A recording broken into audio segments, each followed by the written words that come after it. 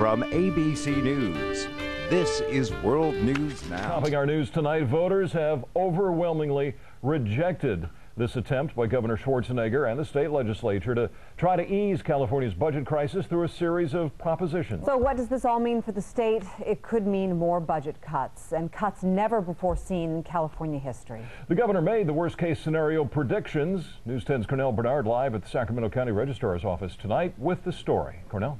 Yeah, guys, the votes are still being counted here at the Registrar's office behind me, as you can see, but it is, well, just not looking good for those ballot propositions. A mix of reforms, higher taxes, funding shifts aimed at closing the state budget deficit. And at this point, it looks like the budget floodgates could be open even wider.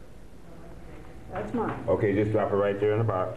Many polling places were fairly deserted for the special election. Thank you. A lot of voters who did make it out were angry, saying they'd vote no on the ballot propositions. I didn't feel like everyone knew that that was the case, that it was my job on the line for the voting today. Renee Broadwater is a first-year teacher concerned about keeping her job, which could be impacted if voters say no. It's really stressful, and it's a really sad time because you go to work every day and you give 100%, and I love my job and I love teaching, and just knowing that you don't know where you're going to be next year and you don't know if you're going to have a job or what the budget holds, it's really hard. Teaching jobs could be lost and education could be cut even deeper by $5 billion. The school year shortened by a week. That's only part of the governor's worst-case scenario. The state could be forced to borrow billions from local governments, which could impact police and fire services. Bad or really bad? Those are the two choices we have right now. Political analyst Gary Dietrich says California's deficit may grow deeper, from 15 to 21 billion, if the measures likely fail. Many claim the doomsday scenario just a scare tactic, but Dietrich isn't so sure. I think most people at the Capitol really know all the smoke and mirrors have been done.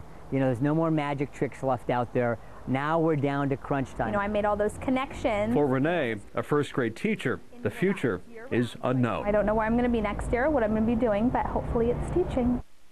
When you look at the numbers for California right now, it's just a really bad situation. Like someone said in that story there, that special election was aimed to close a gap of $42 billion. Now they're thinking that in the summer it could be a growth of $21 billion because these propositions didn't pass. Seemed doomed to fail from the beginning. Who's going to vote for a tax increase in times like these, you know? But also that one clause in there that was going to give state lawmakers a pay raise. Right. Of course you're not going to vote for that.